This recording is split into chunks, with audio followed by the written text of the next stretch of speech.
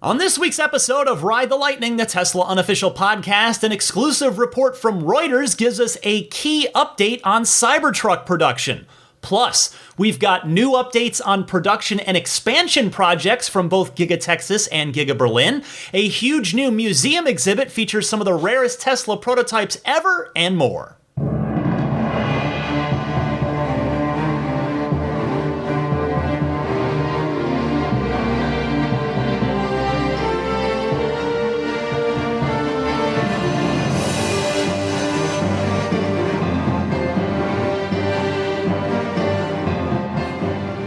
What's happening, friends? Ryan McCaffrey here with you alongside Daisy the Boxer, who has been unfortunately keeping me up the last couple of nights. The poor puppy has been up throwing up the last two nights in the middle of the night. So I'm hoping that's going to go away on its own. I do have a vet appointment scheduled for next week, but I'm a little tired. If I come across a little low energy this week, you know why. But in any case, welcome to Ride the Lightning. It is your weekly Tesla unofficial podcast, this one for November 6th, 2022. It's episode 379. And hey, just a quick PSA.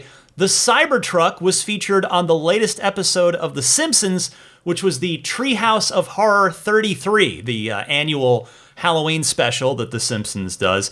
Now, there's no mention of it in the dialogue, so I don't have an audio clip for you. It just appears in the background if you do want to go check out the episode.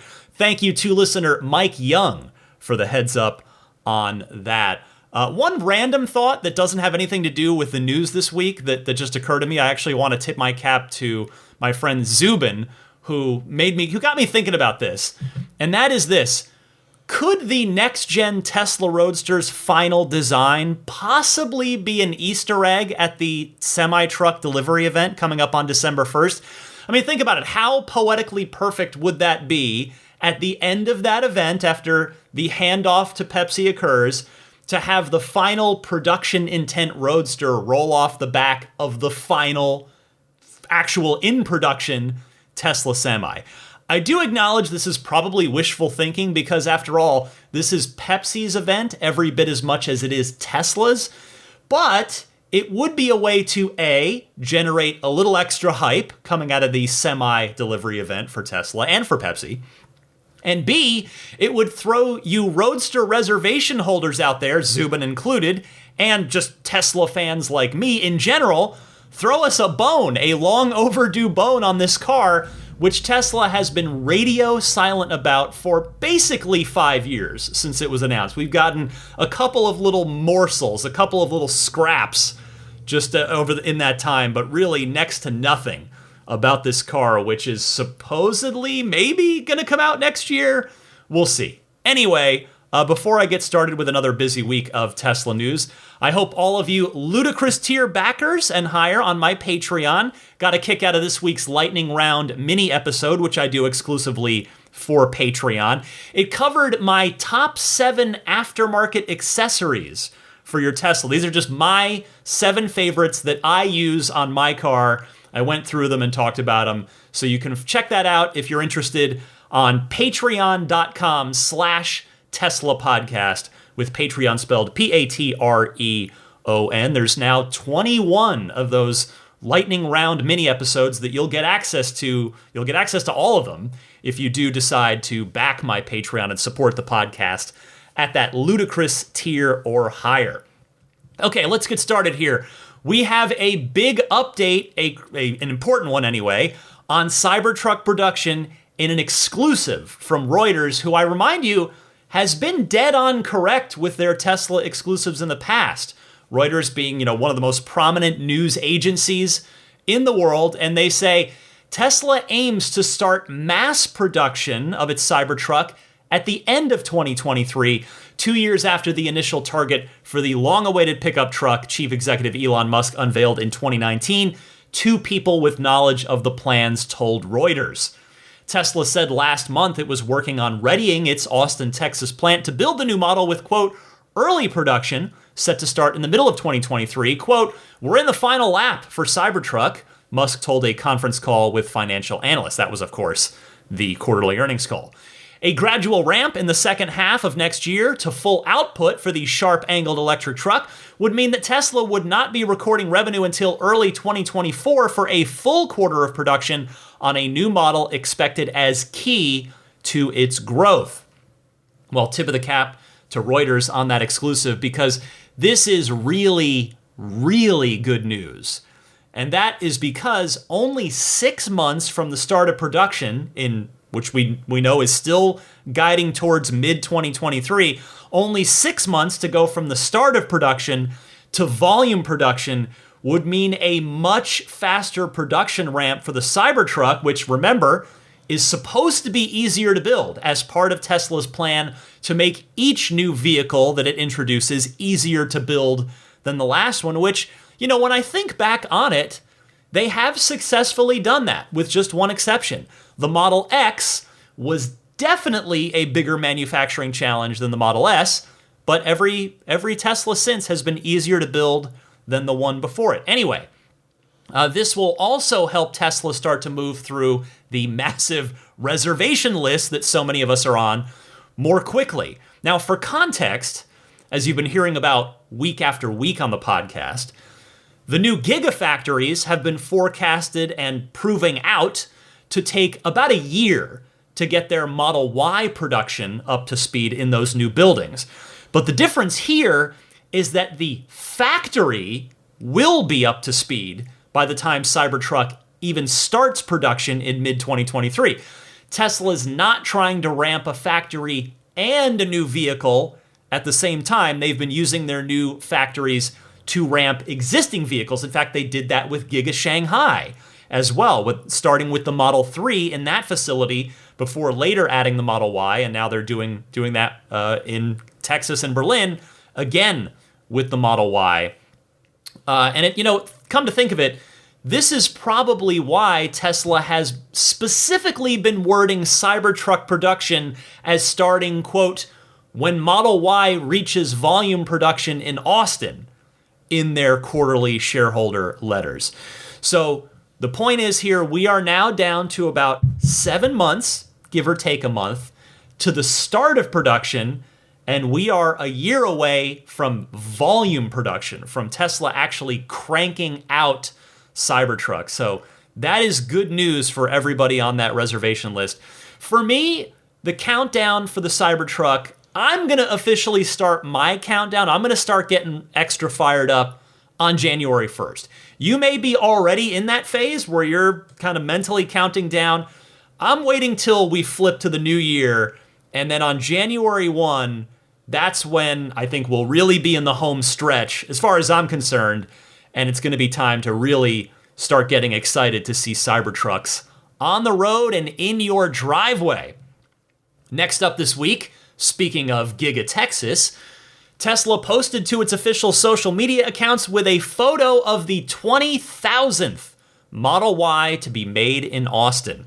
If you're curious, it's a red Model Y with a black interior, and unfortunately, that's all I can tell you about it from the picture, and that is all we have is a picture.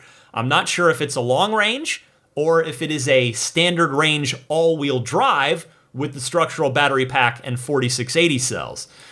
And I wanted to add some good context here from Troy Teslike, who is a Tesla community member who is most definitely a numbers guy. He spends all his time dealing with numbers, and he tends to have pretty good estimates on things, so I wanted to cite him here. He says the first 10,000 units at Giga Texas took 108 days. The second 10,000 took 43 days.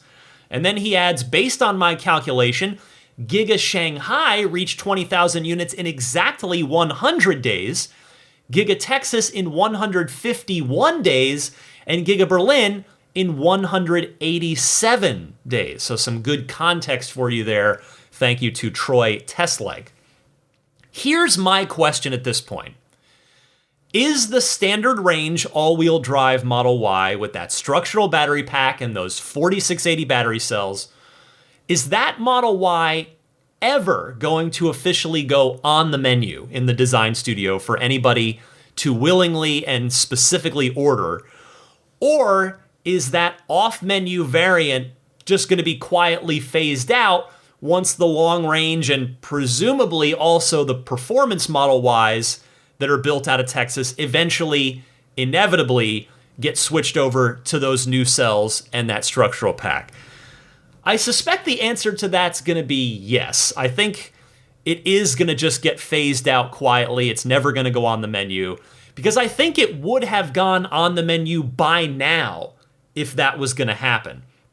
Plus, if you remember, that standard range all-wheel drive is only $3,000 less than the long range. So I'm not really sure if it makes sense to make it widely available, because I feel like with such a small price discrepancy, most people would just opt for the long range anyway, which for now is being built on the 2170 battery cells, regardless of which Tesla factory it's coming out of. Now, you may have noticed this, I sure have. It seems like we often end up talking about Giga Texas and Giga Berlin in tandem. They are basically sister factories, right? They were both started at roughly the same time. They were both finished at roughly the same time, or at least by finished, I mean they both started producing cars at roughly the same time. So sure enough, this week, we just got an update on Giga Texas with its 20,000th car. Let's get an update on Giga Berlin. This comes via Drive Tesla Canada, who writes, "It was revealed last week that Tesla was moving ahead with expansion plans for Giga Berlin just 7 months after the factory opened. The first order of business, which I did tell you about on the podcast not too long ago, was to clear approximately 173 acres, aka 70 hectares of land at the northern end of their 300-acre parcel to make way for new buildings. That work began last Friday, and crews wasted little time in clearing a large portion of that land over last weekend. And Drive Tesla is now learning more details about the expansion plans, which will increase the factory's vehicle production and battery cell production capacity to more than 1.5 million vehicles per year and 100 gigawatt hours of batteries per year.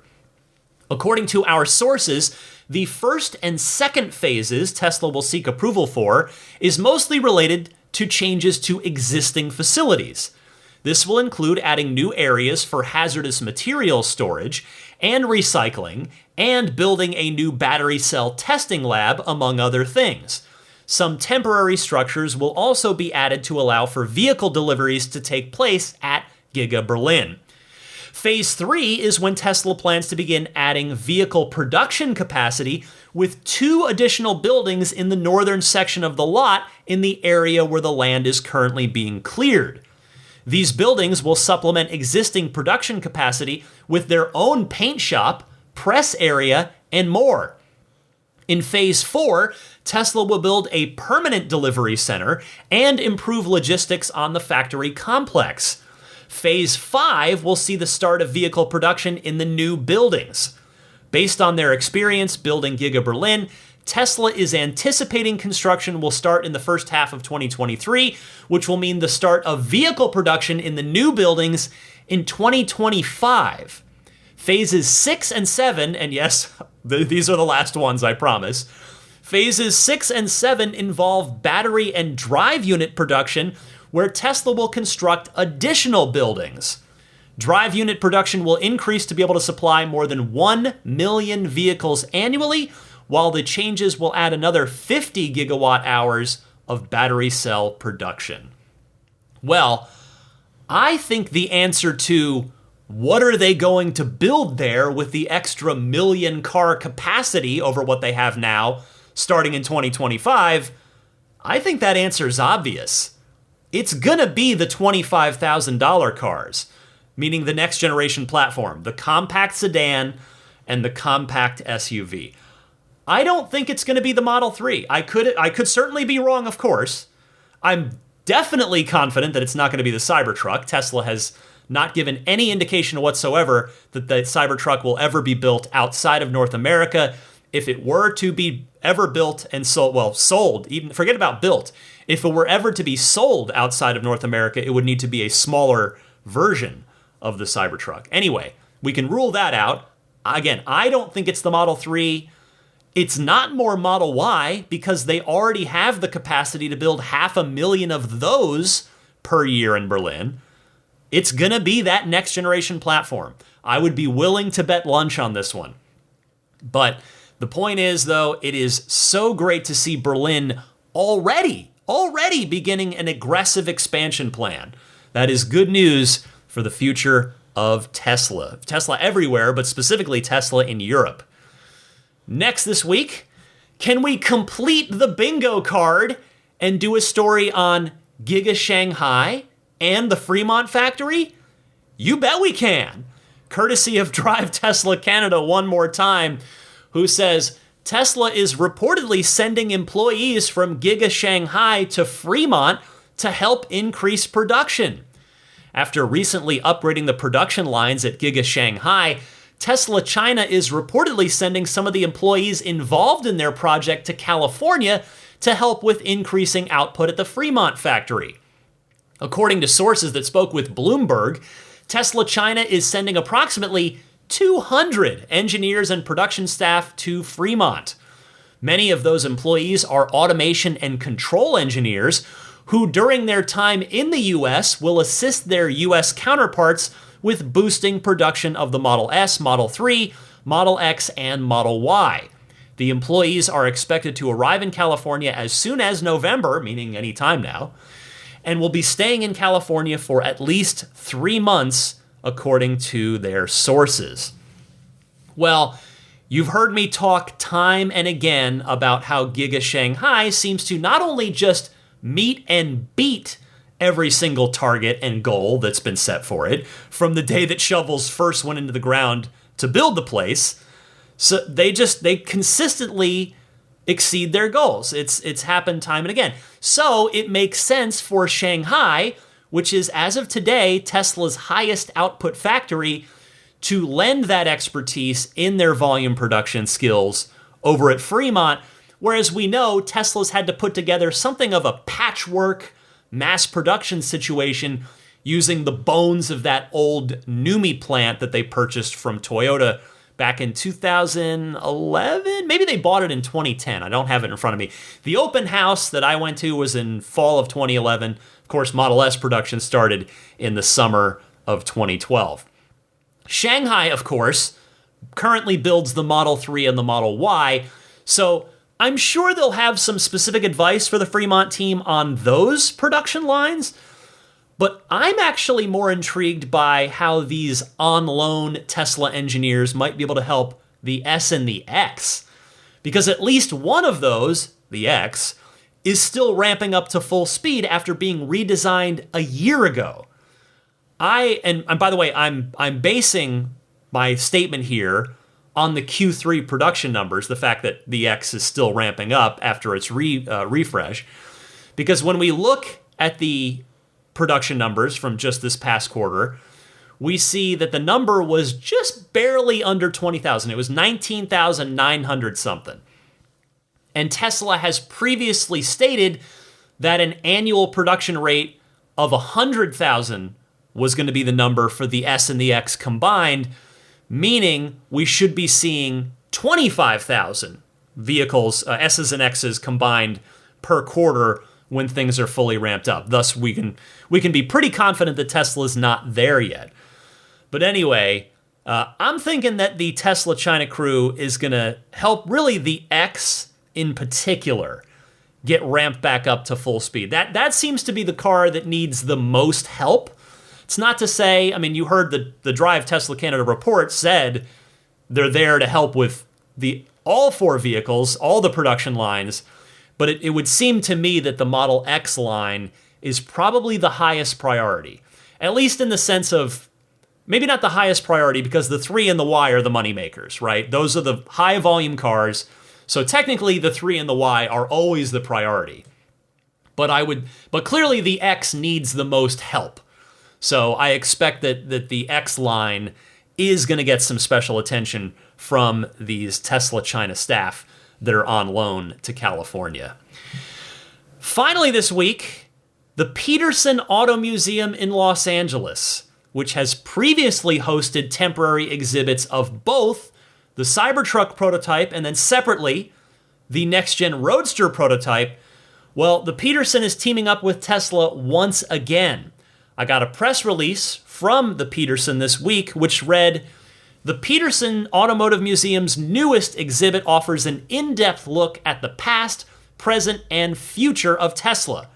Called Inside Tesla, Supercharging the Electric Revolution, it explores the company's history, from early inspiration and humble beginnings to its rise as a world leader in electric vehicles and clean energy technology. Gathering the most comprehensive collection of Tesla products to date, the exhibit features everything from early concept vehicles to rarely seen prototypes and world record-breaking production vehicles. Beyond vehicles, attendees will enjoy a wealth of information and displays that tell the story of Tesla's energy ecosystem, manufacturing automation, autopilot and full self-driving expertise, among others, plus one-off projects with SpaceX, The Boring Company, and Hyperloop." Quote, "Tesla has revolutionized the automotive, EV, technology, and manufacturing spaces within a relatively short time span, begetting the question, how did they do that?" said Peterson Automotive Museum Executive Director Terry Cargis. "This exhibit strives to be a holistic walkthrough of how the brand became a global phenomenon and further details what lies ahead," end quote. Now, if you're interested in visiting this, it kicks off on November 20th, and it's going to run for a full year. You can get information and tickets at peterson.org/Tesla, with Peterson spelled Petersen, peterson.org/Tesla. Now, if you're curious, as I certainly was, what vehicles are in this exhibit? Well, I have the full list. The folks at the Peterson were kind enough to respond to me when I reached out to them after getting their press release. They sent me photos of all the vehicles as well as just the list. So here it is. Here's what you can see in this exhibit. The 2005 Tesla Roadster aerodynamic buck, meaning the original rolling mule of the Tesla Roadster, the original Tesla Roadster, which I believe is the same one that was featured in Iron Man, the first Iron Man film, sitting in the background in Tony Stark's garage.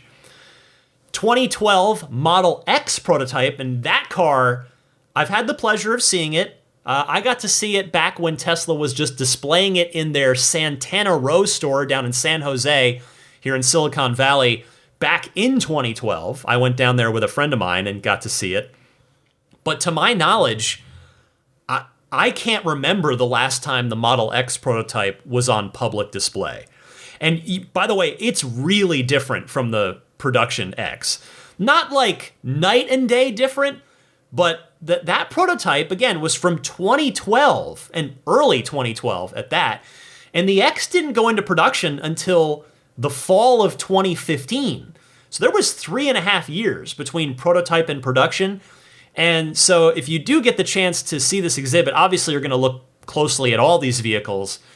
But that 2012 Model X prototype is really interesting to see, from all the little changes that add up to kind of be a lot of change from the prototype to the production X that we've been seeing on the roads for the last 7 years now. Also in the exhibit, a 2013 Model S P85 in signature red, the 2016 Model 3 prototype, the silver one, the one that I was lucky enough to ride in the night of the Model 3 unveiling back on March 31st, 2016. The 2017 next-gen Tesla Roadster deck model, which again is another way of saying the rolling mule. It's not a real functioning car, but it's a full-size mock-up with proper sheet metal, like it looks like a real car, and it's white. Unlike the actual functioning prototype that's in that stunning red, this is your chance to see what the next-gen Tesla Roadster will look like in white. Also in the exhibit, the 2019 Tesla Cyberquad prototype, and then of course you can't have that without the Cybertruck prototype, so that's there once again. the 2020 Model Y Performance. And if you're wondering, well, wait, why would that be there? No, it's not VIN number 1, which was my first guess. Instead, it's Tesla's 1 millionth vehicle produced, which just happens to be a 2020 Model Y Performance. Then a 2021 Tesla Cyberquad for kids, which is a real collector piece now. The 2021 Tesla Model S Plaid Nürburgring, yes, the one that they took to the ring in Germany to set what was then the fastest lap ever around the ring in an electric vehicle. And then the 2008 Roadster Founder Series, and yes, it is specifically Elon Musk's VIN number 1. And finally, the Boring Company's 2018 Not a Flamethrower. Actually, that's not the last one. The real last one I saved to say last because I think it's, to me, this is actually the crown jewel. Now, you may disagree, you may think one of these other ones is more interesting to you, but to me, the one I am very eager to see from a historical perspective, the 1997 AC Propulsion T0. Now, if you're not familiar with this, it's a good reason to go see the exhibit. This was the car that inspired Elon and JB to start Tesla, to build the Roadster, to get into electric vehicles. This was sort of the precursor to the Roadster even. It obviously never made it into production. That company never made it, but that vehicle is there. And I have to say, I had to smile a little bit. Not that I'm taking any credit for this exhibit, because obviously that's not how the world works, but I did sort of cheekily have to wonder to myself, perhaps somebody at Tesla has heard my previous cries to have the original Model 3 prototype and some of these other historically notable Tesla vehicles be in a museum instead of collecting dust over at Franz's design studio. So I'm so happy to see this. I am looking forward to getting over there at some point in the next year myself. I mentioned it opens on November 20th. It's running through next October, next October 22nd. So you've got plenty of time to get there if you're interested. And in fact, I was just curious. So I made this the Patreon poll for this week on patreon.com/Tesla podcast. Again, the poll, anybody can vote on. You don't need to back me on Patreon. And the question was simply, will you find your way to the Peterson Auto Museum in the next year to go see this Tesla exhibit? Well, I shouldn't have been surprised when 2/3 of the respondents said no, but 30% of you said yes, because this, obviously it's a logistics issue. Not everybody lives anywhere close to Los Angeles, so not everybody's going to be able to make it down there. But still, some good comments here from some of you folks. Michael Young saying, I really want to see the Cybertruck in person before I get it. This might be my best chance. Granted, it's about as far away in the U.S. as I can get. Who else commented on this? A Cup of Cheese saying, it'll give me another reason to visit my LAX clients. So that's good to hear as well. Aaron McFarland saying, I went to the Peterson Auto Museum to see the Roadster last year. Probably won't have a chance to get out there in the next year. But yeah, Walt Rush, I am like most and would love to see the Cybertruck before actually taking delivery. And as all of you may remember, I did go down with my friend Michael from Millbrae to see the Roadster when it was down there last May of 2021. And I do have the good fortune of having a business trip coming up to LA in about actually 1 month from now. So I haven't booked my travel yet. I'm going to try and sort it out so that I can carve out some time to go over to the museum and see this entire exhibit. But you know what? I was not satisfied with just getting the list of cars. I wanted to find out more about this exhibit. It's very fascinating to me. And so I am joined this week by Autumn Neary, the associate curator at the Peterson Auto Museum in Los Angeles. Autumn, thanks for joining in here. Oh, you're so welcome. Well, I've got some questions about this exhibit. I was very surprised to see this and pleasantly surprised to see you guys partnering with Tesla on this. And that's actually my first question. How did you guys connect with Tesla on this? You obviously have an existing relationship with them going back to when the Cybertruck prototype was individually shown. I believe it was about a year ago, maybe 2 years ago. And then the next gen Roadster, which I came down to visit last year. So who approached who on this? I'm not really sure in leadership where the relationship started, but as you mentioned, we've had partnership with Tesla for a while. We showed Roadster 2.0. We showed the Cybertruck. We also have the Model S prototype that we've had on display at the museum before in our alternating currents exhibition.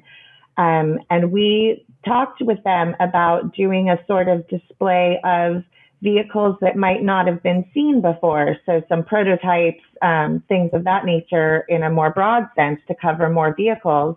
We had originally thought about doing something small in our Legends gallery down in our vault, and then it just sort of snowballed. We realized there was too much to this story to be told with just a handful of vehicles. What makes Tesla so special is the breadth of its products, its manufacturing capabilities. There's so much more than just, you could get by displaying a handful of vehicles. So we decided to put it in our biggest gallery and have worked closely with them to bring this to fruition.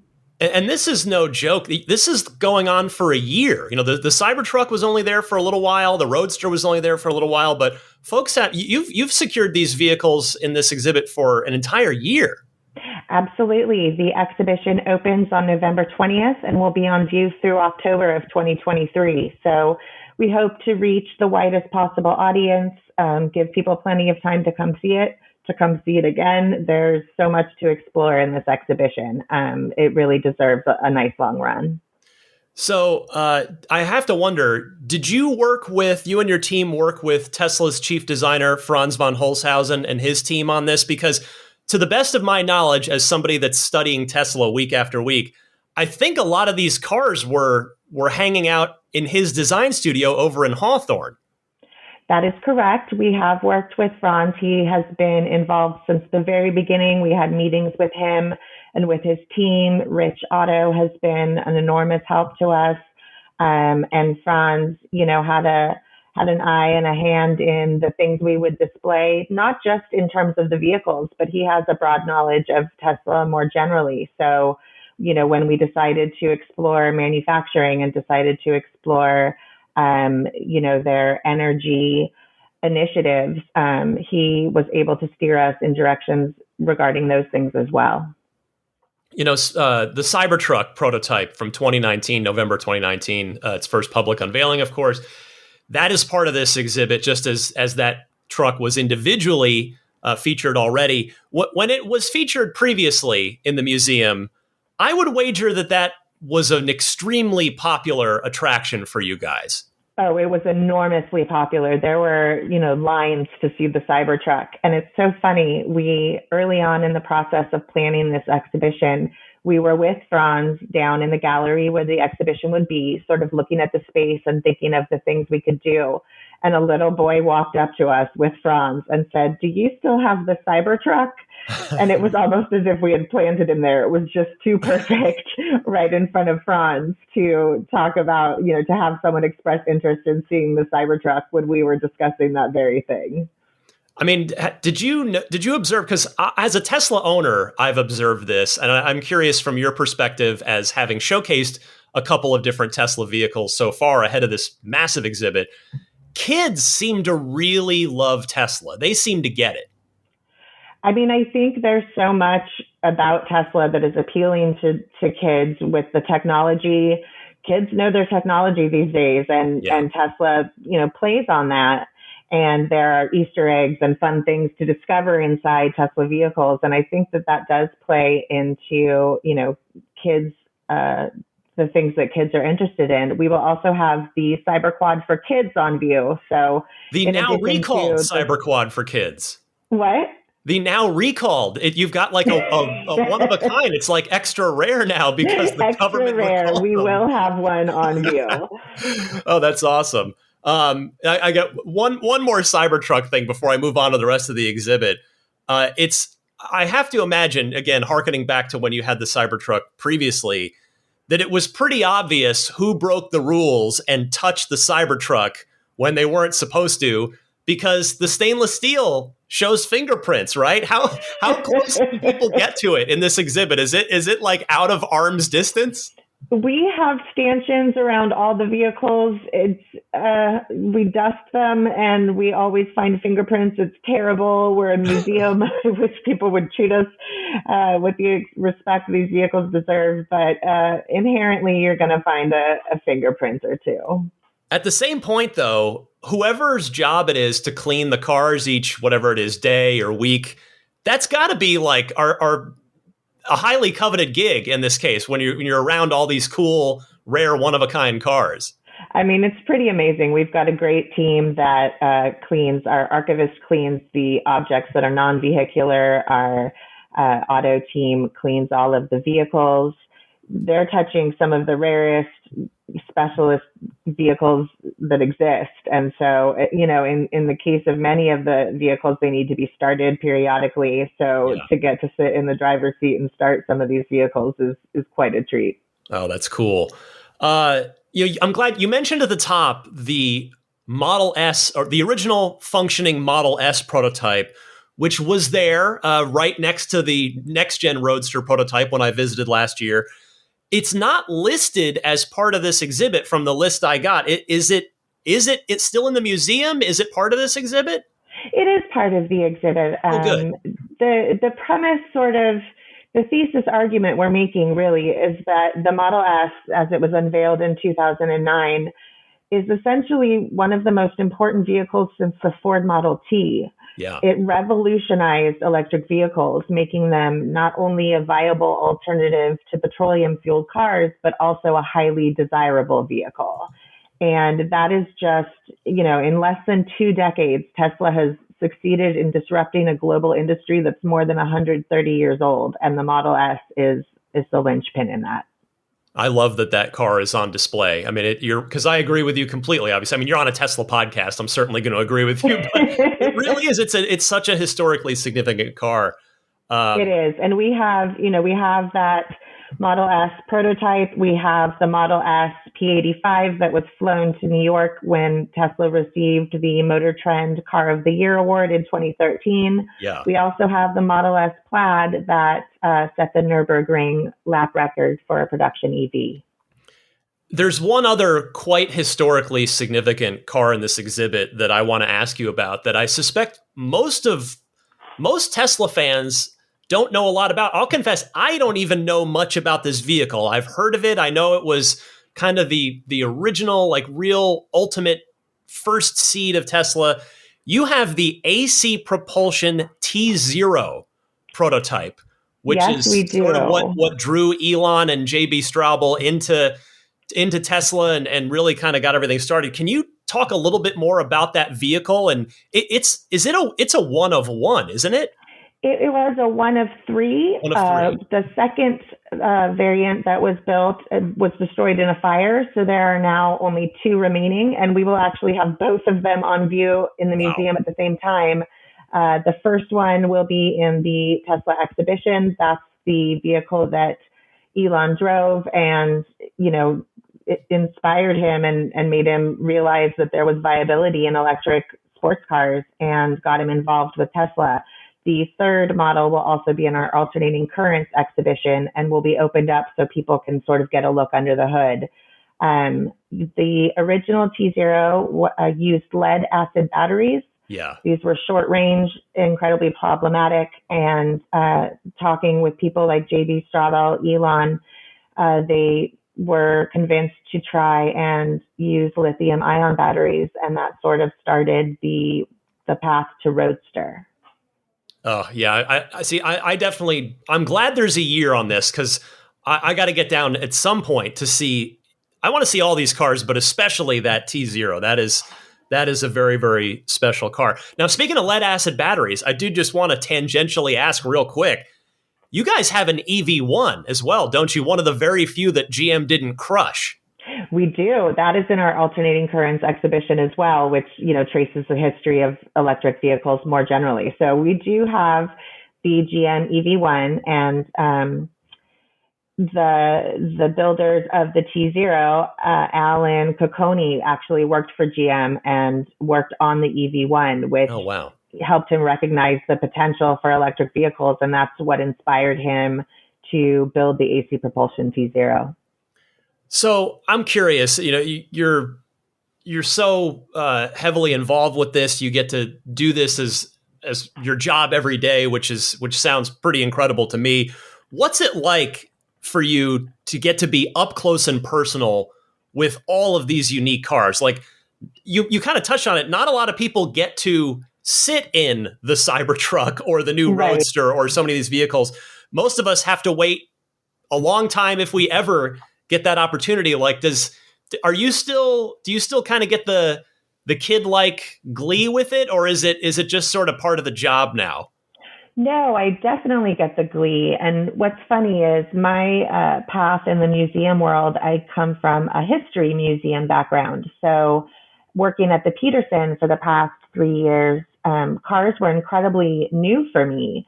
And I wasn't sure that I would really, find a zen with these vehicles. And I absolutely have. Like, I just appreciate each vehicle we have in our collection, each show we do. These cars are remarkable, and they mean a lot. And I watch them come into the gallery with much glee. I have to ask before I let you go, do you have a favorite vehicle in this exhibit? Oh gosh, that's so hard. I think one of the vehicles that people will be really intrigued by is the 2003. It's a heavily modified Lotus Elise that was Mule 1, the first fully functional prototype created by Tesla. Yeah. So that showcased the AC propulsion powertrain and was used to develop and test systems for the production Roadster. And it has what looks like the original Elise body, but featured significant modifications to accommodate the electric drive system and other components like the battery designed by JB and a small Tesla team. So that's a really unique vehicle that I think people will enjoy seeing. And then you've just for a little extra fun, you've got a Boring Company, not a flamethrower as well. We do. We talk about the overlap with Tesla and some of Elon's other ventures, SpaceX. We've got a mock-up of the Roadster that was the payload for SpaceX and is now in an elliptical orbit around the sun. We talk about the Boring Tunnel, which is jokingly referred to as Tesla's in tunnels under the Las Vegas Convention Center. And you have to throw a not a flamethrower in there. Of course. So last question for you here, Autumn. Do you have any tips for people who decide to visit? I mean, the museum itself, I had the pleasure of visiting last year to see the Roadster. The museum is definitely large. Is it best to block off at least like half a day? Like, what are your kind of quick tips and tricks for any of my listeners who may be visiting the museum for the first time? It sort of depends on how in-depth you want to go with these cars. You can definitely stroll through and just enjoy the beauty or the history of the vehicles, but the text really gets in-depth and teaches everyone something. So I would suggest half a day to see the full museum. The Tesla show is so chock full of artifacts and vehicles. You'll need 2 hours in there at least. Good to know. The exhibit, again, is Inside Tesla, Supercharging the Electric Revolution. Autumn Neary, the Associate Curator at the Peterson Auto Museum. The exhibit, again, opens November 20th, running through October 22nd of 2023. To purchase tickets or for more information about the Peterson Auto Museum, visit peterson.org/Tesla, and there are no O's in that, petersen.org/Tesla. Autumn, thank you so much. You're very welcome. Thanks for having me on.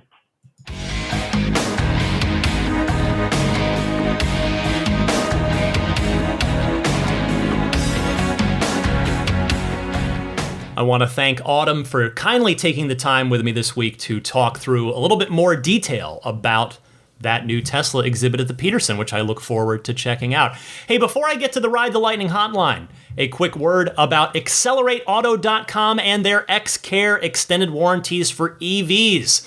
That discount code for $100 off is still available for you guys. That code is Lightning.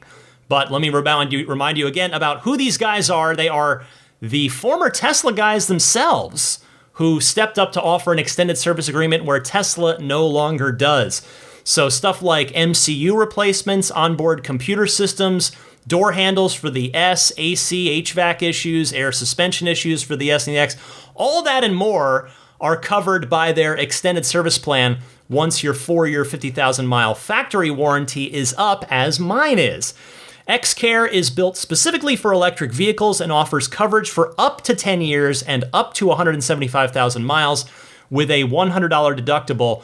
I've got a 3-year, 40,000-mile plan in place myself. They also offer leasing for consumers, businesses, and public entities that are looking for a more creative leasing solution than a cookie-cutter approach. In fact, unlike Tesla's leases, Accelerate allows you to buy the car at the end of the term if you want to. Learn more and find the right extended warranty plan for you and your Tesla at accelerateauto.com/xcare. That's XCLERATEAUTO.com/XCARE. And again, don't forget about that discount code Lightning. That'll get you $100 off your policy. And with that, it is time to hear from you guys in the Ride the Lightning hotline. I invite you to participate. I welcome you. If you've got a question, comment, or discussion topic for the podcast, give me a call. There are 2 easy ways to do it. Either use your smartphone's built-in voice recording software, record your question. Please try to keep it to 90 seconds or less so that I can get to as many people each week as possible. And then email that file to me at teslapodcast@gmail.com. Or you can just call and leave a message on the Ride the Lightning hotline. It's available anytime, day or night, and that number is 1-888-989-8752. That's 1-888-989-TSLA. And if you know someone special with an upcoming birthday, anniversary, graduation, or some other special occasion, you can give them a unique gift of recorded voices from friends and family telling them why they are special. The recordings can be podcasted like I do with them, or put onto a keepsake. Visit lifeonrecord.com to learn more. Let's talk Cybertruck with Wes in South Carolina. Hi, Ryan. This is Wes in South Carolina. Just listening to the podcast, and a fellow called in about using a blowtorch to colorize the panels on the Cybertruck. I used to work for a yacht furniture company, and we polished stainless to a mirror finish, so you could do that. And the other thing we did is we masked off the area that was the company's logo, and we would shoot sandblasting material against the stainless to etch in the logo of the company. So that idea could be used to, say, do subdued features on the finish of the truck, like maybe old school hot rod flame job or something, or logos on the side of the truck, that sort of thing. So just thinking, and Scotch-Brite pads work wonderfully on stainless as well. All right, enjoy the show. Take care. Bye. Thank you, Wes. Yes, DeLoreans used to include a stainless steel car care kit that I'm hoping Tesla's going to offer with the Cybertruck as well. That kit included a Scotch-Brite pad, which they generically referred to as a blending pad. I've personally spent a lot of time over the years getting scratches out of the stainless body of my DeLorean using a heavy-duty Scotch-Brite pad. It's the green ones, the dark green ones, so the color you're looking for, or they can be dark gray as well. But while on the subject, and you'll know this, but for everyone else's benefit, never ever use steel wool on your Cybertruck body. I know, Wes, you didn't bring that up at all, but just I've noticed those things tend to get conflated sometimes. So while I'm on the subject of talking about taking scratches out of your stainless steel body on your Cybertruck with a heavy-duty Scotch-Brite pad, a lot of people, I've been asked that many times over the years with the DeLorean. Oh, can you just use steel wool? No. Do not use steel wool. And the reason is because steel wool actually has bits of metal in it and those bits of metal will come off as you're, scrubbing, and those will get embedded into your Cybertruck body, into the stainless, and while no, your body won't rust, those bits that come off and get embedded into the body will rust. But don't worry, friends. I will go over all of this and a lot more again in the future. Once the Cybertruck starts delivering, I will share all of my stainless steel car care knowledge with you. In fact, I should probably do an entire episode on that. That might not be, maybe like I don't know if it'd be a Patreon episode. Probably not. I mean, I should make that available to everybody. Maybe I'll do it at like the end of an episode one week so that people that don't care can just press stop and they won't have missed anything. Anyway, I'll figure all that out later. Anyway, I have also seen the occasional DeLorean, Wes, to your point, that has had its stainless steel polished to a mirror finish. It's a unique look, I'll give you that. It's not for my taste, personally. But the real problem is the blinding glare off the hood and into your own eyeballs. So, to my future Cybertruck owning listeners, please don't do that to yourself with your Cybertruck. But yes, Wes, I like your sandblasting suggestion. That's something that I've never seen, but I think could be a really cool way to do it. A professional metal worker, a professional detailer, maybe both.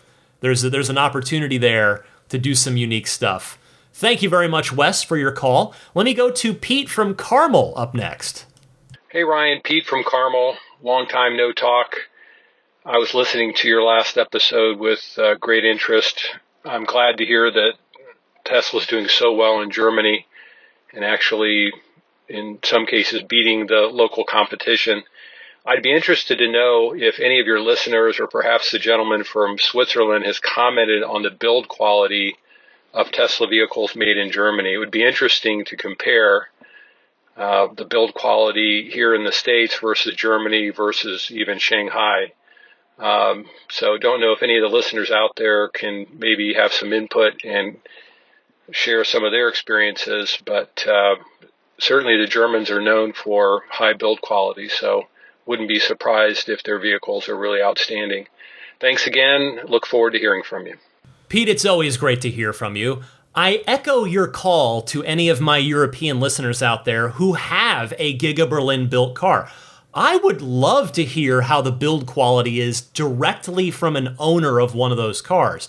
Now, that said, what I can anecdotally share from just, again, soaking myself in the entire Tesla community every day, which I always, that's why I do the podcast, because I'm soaking all that stuff in anyway.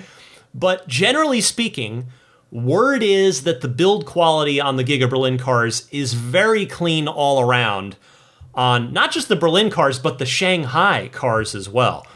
However, I did have someone who, I'll just protect any names or anything, but somebody who's seen a number of Texas-made Model Ys tell me that they thought the build quality out of Texas wasn't there yet. And this person attributed that just to the frantic rush to ramp up production as quickly as possible there. Take that with a grain of salt. It's just one person's opinion on a handful of cars they've seen, but it's something to keep an eye on. And with Fremont, it seems like it's kind of a mixed bag, if we're being honest, out of Fremont. Although generally, I'd say it's pretty good. Like, I can say myself, I get to see a lot of Fremont-made cars here in the San Francisco area, obviously, both new and old, and I do look at them to compare build quality to mine. Like, I know all the little tiny build quality flaws on mine. I have some. That's the reality. But most of the cars coming out now that I take a look at look pretty darn good to me. In fact, I would say the common thing I have noticed, particularly on the Fremont-made Model Y, is the rear liftgate panel, not the gap on that not being right. So really, in other words, the liftgate itself not quite the gap around that to the rest of the bumper and the rest of the body not quite being flush, being correct, being evenly spaced. But Again, grain of salt. It's just my opinion after a quick look at Teslas when I get a chance to see them. I'm not out there studying a large sample size of the cars, like right at the factory or anything like that. Pete, thank you very much. Take care. Let me go next to Chris from Chicago. Hi, Ryan. Chris from Chicago again. Just wanted to leave a note on my Tesla service experience and just kind of, I don't know, maybe vent or sum it up. I, like many of your listeners and yourself, are just over the moon Tesla fanboys, right? The car, the company mission statement, all that. And I know from the beginning, one of your concerns was service and how they'd be able to maintain their product over the years. While there's minimal service with electric cars compared to other cars, service is still needed from time to time. And what I'm learning is it's more tailored to the specific, operations of the car. And a lot of things are so proprietary that it's not like I can go on there and ohm out a sensor or check the ECU for different issues. A lot of it is proprietary software. And so anyway, I'm kind of dealing with that. And so I had some radar alarms, and so I took it into the service center. And, one of my biggest gripes in regards to Tesla, maybe just Tesla service, is the way that they handle their service procedure. They typically issue a repair estimate before you even bring the car in. So based on your alarms, based on your situation, you get a repair estimate. How can you estimate a repair without even taking a look at it? And I fight with them every time about it. I'm not approving an estimate without an actual person looking at it. It doesn't make any sense. I've been in the repair industry for over 20 years. It's not normal. It's not, it's not an expected way to repair anything. And so my latest scenario is that they had an estimate for $1,200 or so to repair a sensor, replace this and that. I'm like, I'm not signing off on that because you have no idea what it is. It could be just a broken wire. It could be a loose connector. It could, and so here we are like 4 days later, they can't figure it out. And it wasn't what the estimate was.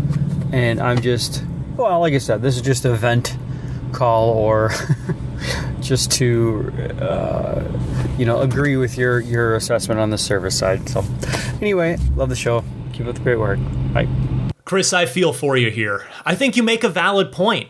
That said, I can pretty confidently say that I don't think Tesla's trying to be deceitful or dishonest. And to be clear, I don't think you're suggesting that either.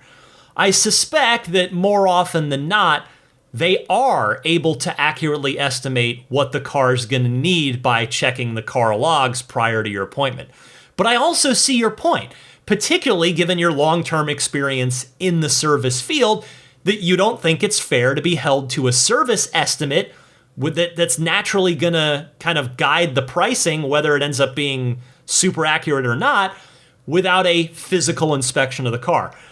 I think this is good constructive feedback that you have provided here for Tesla, that they should consider evolving their policy, or maybe more accurately, their procedure for how they set customer expectations with this stuff. They should be clear about saying, the estimate we're sending you is what we think it may very well be, but our technicians will physically inspect the car to confirm or modify that estimate. And again, I'm not saying that doesn't happen. I just think maybe it could be spelled out really a little more clearly for everyone involved. I hope that by the time you hear this, that your current issue's been resolved. Thank you so much for taking the time to call in and share your experience. I've got time for one more call this week.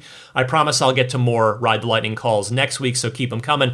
But this final one is an anonymous fellow, did not identify himself, but he's a Model Y owner, and I'll let him take it from here. Hi, Ryan. Love the show. Thank you for all the great info you give us. I've got a question. I have a 2021 Model Y long range. I have 27,000 miles on it. It's a year and a half old, and the 80% charge is now at 234 mile range. When I first got it a year and a half ago, it was 330 miles. Obviously, I have a payment on this car for another a couple years, and I'm concerned what it's going to be like. I do put a lot of miles on it, and wasn't sure if I should think about maybe selling it. This got full FSD as well. I'd love to hear your thoughts. Thanks. Hello, and thank you for calling in. Well, this comes up a lot. In fact, I think most of us go through this at some point in the first year or so of our Tesla ownership, unless you've got an LFP battery car. But anyway, the good news here is that it shouldn't be anything to worry about. What happens with these batteries is, as you're probably aware, they do suffer some degradation of their capacity over time. Roughly 10% generally is what the numbers have borne out. Unfortunately, the overwhelming majority of that degradation happens after about the first year. But then, again, there is data to back this up with the last 10 years of Model S's and plenty of Model 3s out in the field now racking up miles, that the overwhelming, that the degradation curve from there practically flattens out. You said that you're showing about 30 miles fewer than when you first took delivery. Well, by my rough math, that's about 9%. In other words, totally normal. Now, I realize that's not ideal, but that's just how these batteries work. We shall see if the 4680 battery cells behave any differently as those start to roll out wider. But in the meantime, I hope that helps, and I hope that puts your mind at ease a little bit. Thanks to everybody for taking the time to call in this week. Again, I will get to more calls next week, so feel free to keep them coming. I gave you the call-in information at the top of this segment. You can also find it in the episode description every week if that's easier for you to reference. But in any case, for now, stick with me. I'll be right back with a little bit more Ride the Lightning coming up right after this. This is Steve Downs, the voice of Master Chief, Sierra 117. You're listening to Ride the Lightning, the Tesla unofficial podcast. That Cybertruck looks a lot like a warthog, doesn't it? Master Chief, out. Before I give you your pro tip of the week, and before I forget, I wanted to say thank you to the caller from not super long ago, and my apologies, I don't have in front of me who it was, but the caller that suggested looking into lowering my deductible on my insurance for things like windshield replacements, which I went through not that long ago, and I had a $500 deductible. Well, I went ahead and emailed my insurance agent, and sure enough, it will only cost me an extra $5.50 a month to lower my deductible from $500, which is where it was and what I had to pay out of pocket for that new windshield not too long ago, down to $100. So, to me, well worth it. I now have a $100 deductible if I ever have another windshield replacement or, heaven forbid, anything else. So thanks to the caller that had suggested that, and I'll say to all of you, you may want to consider that as well, because if your Tesla's your daily driver, as it is for me, windshield cracks happen. This stuff happens, so might be worth checking into. Hey, a quick entertainment recommendation. Big game, possibly the game of the year. It's almost certainly going to be a two-horse race in the video game world this year between Elden Ring and this game, God of War Ragnarok. It's out this week for PlayStation 4 and PlayStation 5. I am just starting to play it myself. I loved the last one. I don't want to say the first one because there have actually been several God of Wars. The last one was called God of War. It was a reboot anyway. But the new one, God of War Ragnarok, IGN, where I work, we gave it a 10 out of 10. It wasn't my review, but that is high praise nevertheless. So if that is of interest to you in the video game space, check it out. It's out this week. All right, pro tip of the week time. Doug from Naples. Go ahead, Doug. Hey Ryan, this is Doug from Naples, Florida. Great to meet you at TeslaCon last week. I have what I think is a pro tip. I've been having problems with my Spotify updating podcasts. Not so much yours podcast, but one that I listen to on a daily basis called The Daily. It never seems to update, and this happens on both my Teslas, one in Florida, the other in Connecticut. So I assume it's not a car-specific problem. The only way I've been able to get it to so it does update it is I log out and log back in, and The best way to do that, I found, is find a very short playlist. You find a sign out at the bottom and then sign back in again. And I have a very simple password for Spotify. So I hope that helps some others. Also, one feature request. I would love to see Tesla add a Sirius XM app to their Model 3, Model Y. I have the hardware installed on my Model S, but would love to have the app rather than playing it through my phone in the 3 and Y. Hope all is well, and again, great to meet you, and look forward to listening to your podcasts. Hello, Doug. It was great meeting you as well. What a fun event that was. I had a great time. I always appreciate a good workaround / life hack with these kinds of things, and I have no doubt that your fellow Tesla-owning Spotify users will as well. So thank you for that. And by the way, I'm 100% with you on that wish for a native Sirius XM app in the car. I've got a lifetime subscription that I got back in 2005 that I'm very fortunate. It's paid for itself several times over at this point. And so, hey, I'd love to be able to access it directly through the car's UI rather than having to Bluetooth it through my phone, which not only sounds worse, but it's also more dangerous since I'd have to fumble with my phone to change stations. In fact, if I'm being honest, I just very rarely listen to SiriusXM in my Tesla for this exact reason. So here's hoping that SiriusXM is able to land in our cars sooner rather than later. And if anybody else out there has a pro tip of the week, something interesting, maybe not super obvious about the car that would be useful for me to learn and for your fellow owners and enthusiasts to learn, please send it in. You can call in with it the same way that you call in with a regular Ride the Lightning hotline call, which I told you about earlier in the podcast. Before I go, let me give you some mentions of friends of the podcast that can perhaps be of use to you. I like to start, I guess, alphabetically, but even they're not all in alphabetical order, but we're starting with the A, abstractocean.com.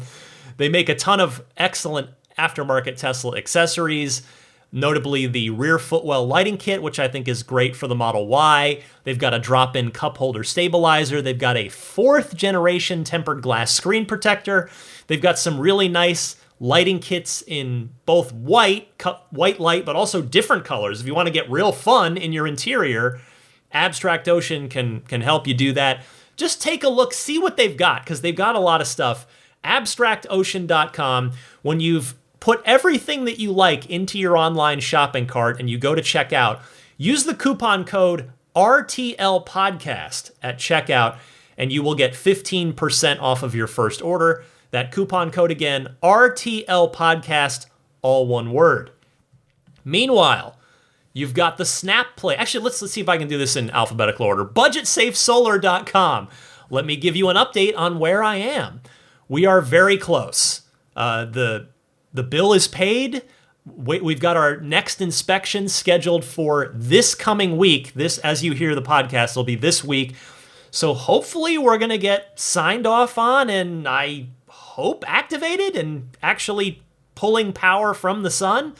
So my hope is to have a really good final update on this project for you on next week's podcast. But for now, that's where I stand.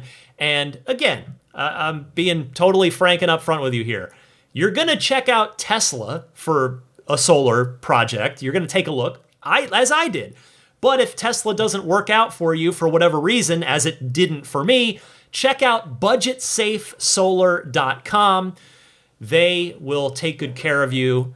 It's going to be more of a custom approach. That's what it had to be for my roof that Tesla wasn't quite willing to give me because, hey, Tesla's doing a high volume. I get it. I don't hold any ill will towards Tesla and the inability to get a satisfactory solar project done with them. But Budget Safe Solar has been taking care of me. So again, BudgetSafeSolar.com. Use the referral code RTL if you do end up proceeding with a home or business solar installation. Next alphabetically would be, I guess, Pure Tesla? Yeah, P. I can do the alphabet. I graduated from journalism school. Let's go here. PureTesla.com/RTL. Your one-stop shop for your dash cam and Sentry mode setups. The $49 kit is 128 gigabytes. It's going to last. It's going to be an excellent thing to have in your car that'll be reliably always recording for you in both Sentry and dash cam. So grab it at puretesla.com/RTL. It ships free anywhere in the US. That's a nice little bonus. You don't have to worry about paying shipping if you're in the United States. There's also a $69 kit that's 256 gigabytes. And if you do a lot of gaming with the games on the Tesla, if you do play a lot of those games, you can get Pure Tesla's wireless game controller kit as well. Same place, puretesla.com/RTL. And, oh, nope, see, I'm not good at the alphabet. I totally scrolled right on by Immaculate Reflections. That should have been the next one if I'm going to go alphabetical. Anyway, irdetailing.com. That is the website for Immaculate Reflections, owned by Jeff, the master detailer there. He did my car and has continued to help me take the ultimate care of my car. We've done replacement PPF for when I've had incidents, and the PPF has, knock on wood, it's saved me every time so far. Nothing has gotten through to the paint. My factory paint is intact underneath that paint protection film. So if you're going to be in the greater San Francisco Bay Area with your car, I cannot recommend enough that you bring it to Immaculate Reflections for whatever it is you want to do. Maybe it is some paint protection film on some or all of the car. Maybe it's paint correction to bring out the absolute best in your Tesla paint job. Maybe it's ceramic coating so that you don't have to wax the car for the next 3 to 5 years. Maybe it's 2 of those. Maybe it's all of those. Whatever you want to do, Jeff's willing to work with you. And if you mention that you're a Ride the Lightning listener, he's got a nice little discount waiting for you. So that's very kind of him. The website, again, to reach out and get in touch with Jeff at is his company website, irdetailing.com. You can also see examples of his work on Yelp at yelp.com/Immaculate Reflections, and on Instagram, where his handle is Immaculate_Reflections. And I think, that leaves the snap plate. The snap plate is that front license plate bracket for those of you like me that would prefer not to have a front license plate bracket on there. But if you got to do it, the snap plate's the way to go. It's nice and clean, minimalist design. It can be removed easily if you want, whether you're detailing the car, whether you're going to be at a car show or a cars and coffee kind of thing. But you can put it right back on, safely and securely back on, I might add. If you're going to be at a parking meter, you don't want to get that parking ticket from the traffic enforcement, or if you're going to be going through a toll road or a bridge, something like that. Anyway, get your snap plate for any of the 4 currently in production Teslas at everyamp.com/RTL. That's everyamp, EveryAMP.com/RTL. And finally, for promoting myself, if you'll humble me for a minute, or allow me to take a minute. It's not humble after all. Allow me to humbly try to promote myself, and that is through Patreon. So this podcast is free each and every week. It's been that way for 379 episodes and counting, every single Sunday at 9 a.m. Eastern, 6 a.m. Pacific. But I do have a Patreon page set up. And if you're not familiar with Patreon, it is a way that you can voluntarily choose to support your favorite creators, whether those people are musicians or authors or poets or, in my case, podcasters. You can go to my Patreon page, which is located at patreon.com/Tesla Podcast, and you can back me there for it's whatever you want to pledge per month. It's the starting tier is the $5 tier. I name all the tiers after Tesla acceleration modes. So that's the sport tier. So the sport modes is what the Model 3 Performance and Model Y Performance have. But anyway, the sport tier, $5 a month, will get you early access to the podcast each and every week. And you also are being super generous in supporting my efforts here. Then there's the ludicrous tier, that $10 a month tier, which is where you get not just the early access, but also that lightning round weekly bonus mini episode that I always mention at the top of the show. And then the tiers go up from there. You can find out more on the Patreon page, which again is patreon.com/Tesla podcast.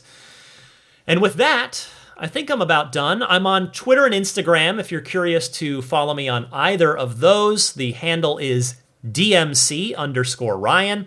You can email me anytime. My email address is teslapodcast@gmail.com. And before I go, let me say hello and thank you to the upper tier Patreon backers, the extra generous folks. I'll start this week with the Roadster in Space tier backers, the ultra generous. They are super nice. They are getting all kinds of perks in return. I'm hoping to, I'm thanking them however I can. And so the Roadster in Space tier backers, they are Pete White, Lyle Austin, Steve Radspinner, Fernando Cordero, Lawton from Chicago, Sean Neidig, Neil Weaver, Jackson Wallace, Rolf and Jennifer Evers, Howard Anthony Smith, Victoria Iacovetto, Tesla Hitchhiker 42, and Carol Weston. And then the Maximum Plaid backers. Thank you so much to Jonathan Wales, Cameron Clark, Daniel Grummer, Seth Capello, Nick and Tony, the Galpin family, Ryan from Las Vegas, Darren Nickel, Kaz Barnes, Ulrich Lassa, Brett Libano, Patrick Wisniewski, Gil Cabrera, Watley, Eric Brown, Mark Eversole, Todd Badger, Joe Edgel, Kevin Yank, the Tesla Owners Club of San Joaquin Valley, Michael Williams, Will Stedman, Mait Suaru, Derek Nesselrote, Justin Perez, Jeremy Harris, Chris Beach, Tom Mills, Alex Brem, Tyler Smith, Corey O'Donnell, Matthew Graham Dronberger, Scott Gillis, Aaron, John Cody, Andre Kent, Joel Sapp, Kim Bay, Paul Casarino, Richard Corley, Chris Osborne, KB, We Drive Tesla EV Luxury Car Rental in Oahu, HaloBengals.com, Chris Pratt, Ken Epstein, Doug Carey, and James Gregory. And finally, the Plaid level supporters who are grandfathered in. The Plaid level's been dissolved, but these people are very kind to continue backing at that level anyway, and as such, I grandfather them into all the perks that they've been getting, including that shout out here at the end of the podcast. So thank you very much to George Cassiopo, David Brander, Logan Willis, Jason Chalukas, Tim Hyde, Peter Chalet, Eric Randolph, Dory and Steve Guberman, the Tesla Owners of Taiwan, Ron Lee, Charlie Gillespie, David Perella, Dennis Peak, Jeff Angwin, Chase Cabanillas, the Lydia family, Aaron Altschul, Jared Brown, Jerome Strack, Jamie Dalton, the Tesla Owners East Bay Club, Mike and Barbara from Louisville, David J. Howes, Travis Krenzel, Matt Nixon, the Tesla Owners Club of Wisconsin, Jonathan Zalesny, Ish, Not Elon Musk, T. Kirk Lowry, Peter, and the Bear Boys of Colorado, BAER, the Bear Boys of Colorado. The Maximum Plaid crew will be joining me as I record this, but not as you are listening to it. But tomorrow, Saturday, or yesterday, as the podcast is published, we're going to be doing November's Patreon Zoom Hangout, which is for the Maximum Plaid and higher tier backers. So I'm looking forward to chatting with the crew. The hour we do each month always flies right on by. We always have a really fun Tesla conversation. So if you're a Maximum Plaid backer and you weren't able to make that, an audio recording of that is up right now on patreon.com/Tesla podcast, which you already know that because you're already backing me on Patreon. Alrighty. For a now snoozing Daisy the Boxer, I, of course, am Ryan McCaffrey. This was Ride the Lightning episode 379. Happy electric motoring, my friends, and I will see you next week.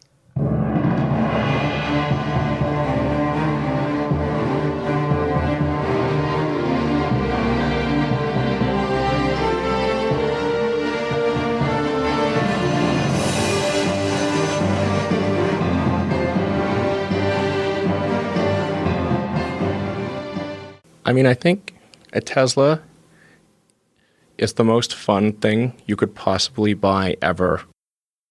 That's what it's meant to be. Our goal is to make it's not exactly a car. It's actually a thing to maximize enjoyment. It's maximum fun.